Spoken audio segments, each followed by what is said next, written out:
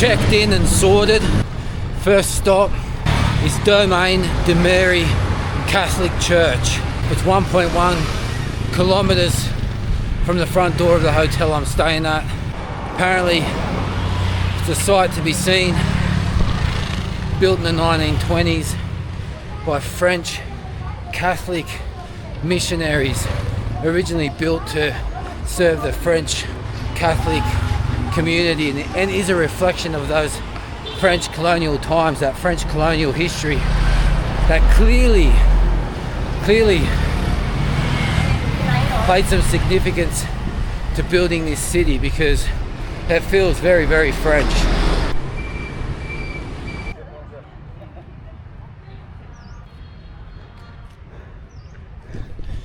Apparently a very popular spot for sunbaking as well.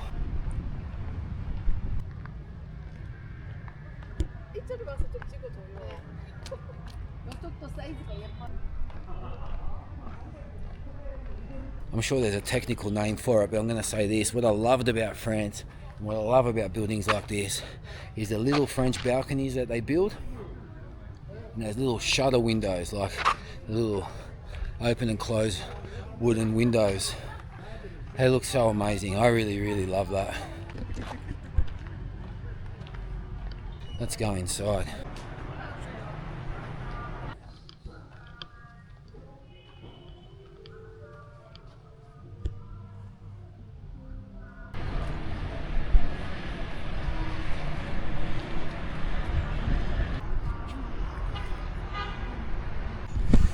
Back in 2016, I found meditation and I started meditating.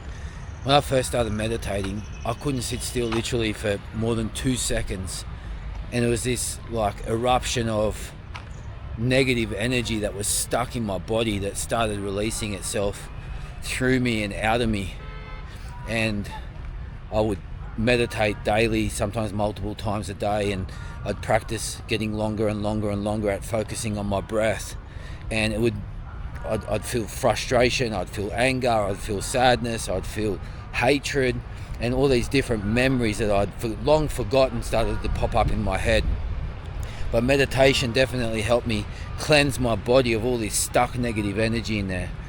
And I continue to meditate until this day, not every day, but lately every day, even while I've been in Vietnam. On a morning basis, like I'll meditate for a minimum of 45 minutes and I won't move. I just focus on my breath, keep my eyes closed, and it's a beautiful thing. But pretty much every time lately I step into a church, like I did just then, and it just brings me to tears. I get on my knees and I just, like, tears just start pouring out of my eyes, and I feel like there's this energy inside me. Even as I'm saying this now, like I feel like chills on the back of my neck, like the hairs on the back of my neck standing up. And this is probably more of a message to my future self when I look back on these videos more than anyone else. But if you're stuck on stuff, or you're stuck thinking about the past, or you have anger or hatred or sadness or depression or anxiety, and you've tried a lot of different things but you continue to feel shit, and I know how that feels, and you've never tried meditation, I strongly recommend it. And the other thing that I did was, at the age of 17, I stopped believing in God. And then at the age of 34, at the same time that I started meditating, I picked God back up. I brought God back into my life, and I started going back to church pretty much every Sunday at that time for a year straight, pretty much. I quit drinking at the time and started to really change things in my life, and that's just an ongoing process. 9 years later, this is 2025, and 9 years later this just continues to be a process for me, without a doubt. But if you haven't tried meditation, I strongly recommend it. And if you don't believe in a higher power, whatever like that higher power might be for you, if you don't believe in a higher power, I don't know, I strongly recommend looking into it, because bringing God back into my life, bringing Jesus back into my life, praying to Jesus, talking to Jesus, discussing my problems with Jesus, trying to live my life like Jesus, just being, happy and joyful and loving and forgiving despite a lot of things that have happened in my life in recent times even. Like, it's definitely given me strength. It's definitely helped me travel. It's definitely helped me pack my bags and just go and spend time abroad on my own, doing my own thing. And I attribute so much to Jesus. I attribute so much to believing in God and praying, and that's it. That's to you, future Rob. Just as a memory for where you're at in 2025. I don't know if things will get better or worse or how they're going to be, but you're definitely battling at the moment, mate. So wherever you're going to be in 2, 3, 5 years' time, just don't forget how hard times were at this particular time. Don't forget it, because the last 12 months, not even the last 8, 9 months, has definitely been a struggle with 3 or 4 massive things that have happened in your life. So don't forget how hard you had to battle to come out the other side. From the Catholic Church to a Buddhist temple, Lin Sun Pagoda, 1.3 kilometers from the front door of the Catholic Church to the front door of the temple. Let's go and check it out. Just walking around these streets, it's just so hard to believe that you're in Vietnam. But look at this. These quaint little streets, the architecture, the little balconies, the white buildings. It's so France, and obviously Vietnam has so much history with France. France tried to take Vietnam on multiple occasions. And I'm no expert in the history between Vietnam and France, but I definitely look forward to learning a lot more about it.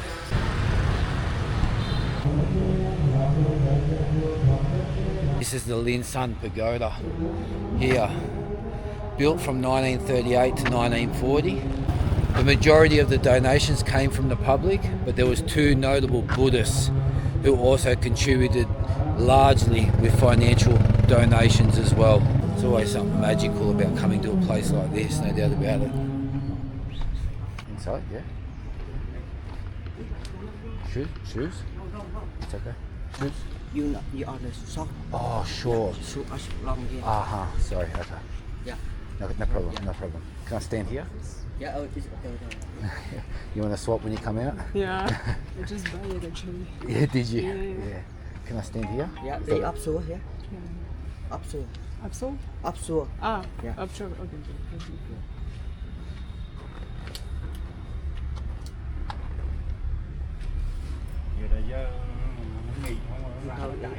Camera. We just met. I mean, Yeah.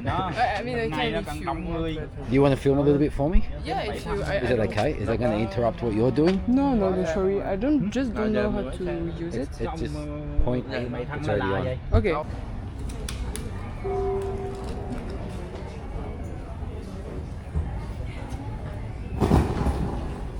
Xin mời cô đi vào kính đi ba.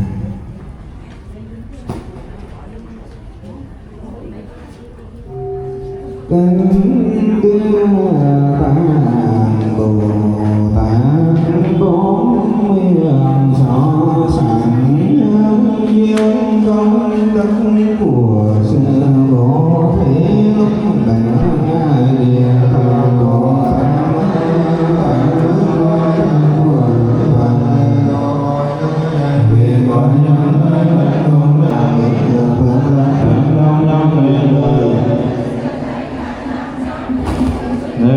dạy cho bây giờ Đức Phật Bảo Hỷ Tam Bồ Tát rằng ấy ở trong lòng thầy chung hỏi nếu có đời ra đời này giảng về sự so sánh công đức kinh trọng của việc bố thí ở diệt mù đề Bồ Tát rằng trong tội ác diệt mù đề con các vị hóa vương. Thank you so much. Sorry, I don't know if it's. The footage from inside was from this young lady, so thank you very much. Appreciate it. I wasn't allowed inside because I've got shorts, so that's the reason I wasn't allowed inside. but I would have loved to have seen it. So I'm gonna get to see the footage when I get back and load her up.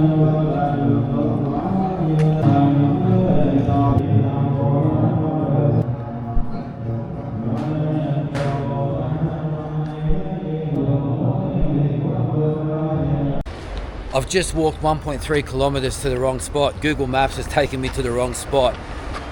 Baodai's Palace. I want to get to Baodai's Palace, and it is over 2 kilometers away from here. So it closes at 5:30 and it's now 4:20 p.m. So I'm going to grab my first grab here in Dalat so I can get there in time. So I really want to see this palace. Catholic church, Buddhist temple, and then a palace. Hello, brother. Nice to meet you. My first grab in Dalat. Grab time. Dalat style. Let's go.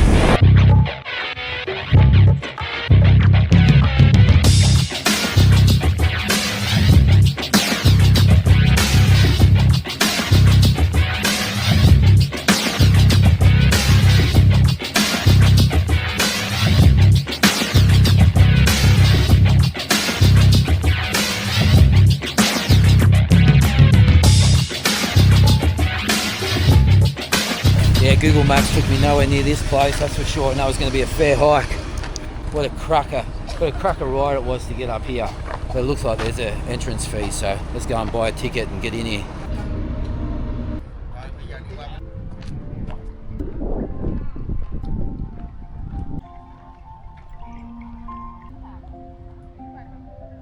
This here to the left of me is Baodai's Palace. He was the final emperor of Vietnam, and he ruled in the final years of the Nguyen dynasty. This particular palace here behind me was built for him to keep him cool during the summer months.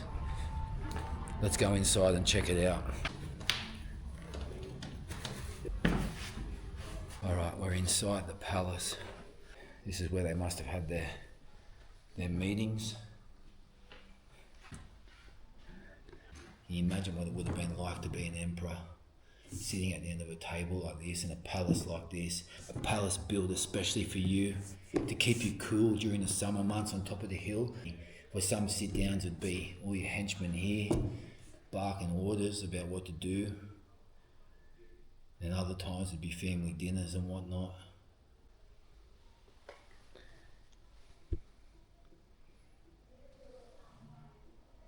$19,000.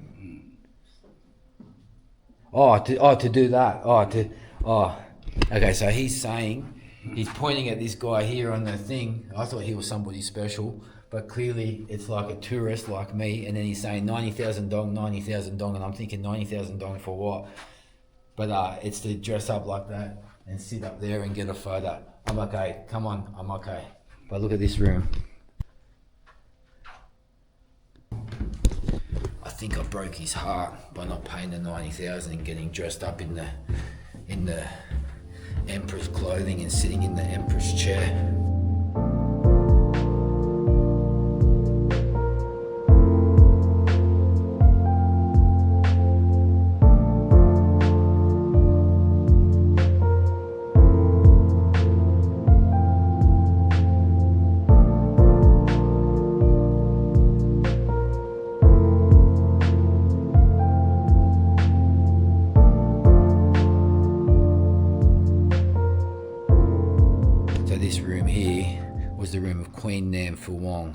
And she was the daughter of Mr. Nguyen. Bao Dao, who this palace was built for, he was the last emperor of the Nguyen dynasty.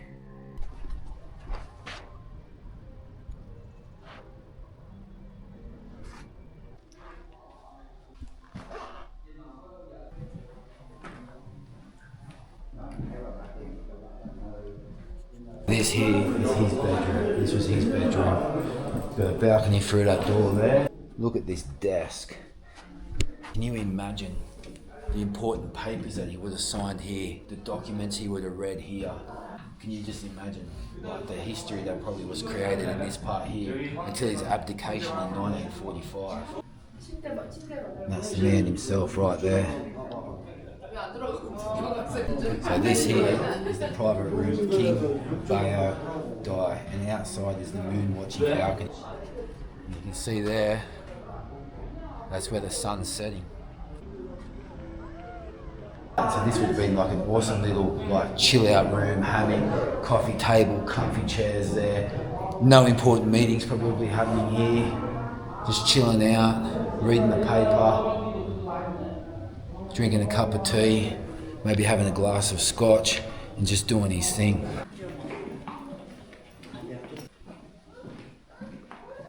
Maybe I got it wrong.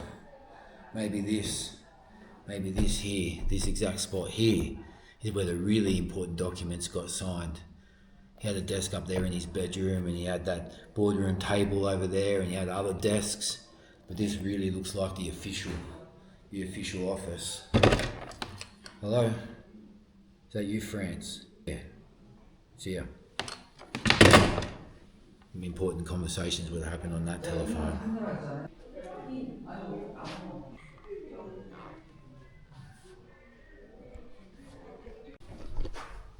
Let's go upstairs to what I think is the third and final floor. Wang D. Bayo Bai, 1913 to 1997.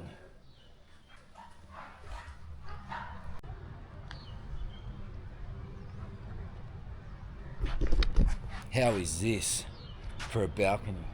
I could just imagine the parties that would have went on up here and the important guests that he would have wined and dined up here and the gorgeous women that he would have had up here and the servants buzzing around everybody. The last serving emperor of Vietnam before he was ousted, and it's such a significant part of the Vietnamese history. After Bayo Dai's abdication in 1945, so right at the end of the Second World War, the palace became a symbol of the transition for Vietnam from the imperial era to becoming the Democratic Republic of Vietnam.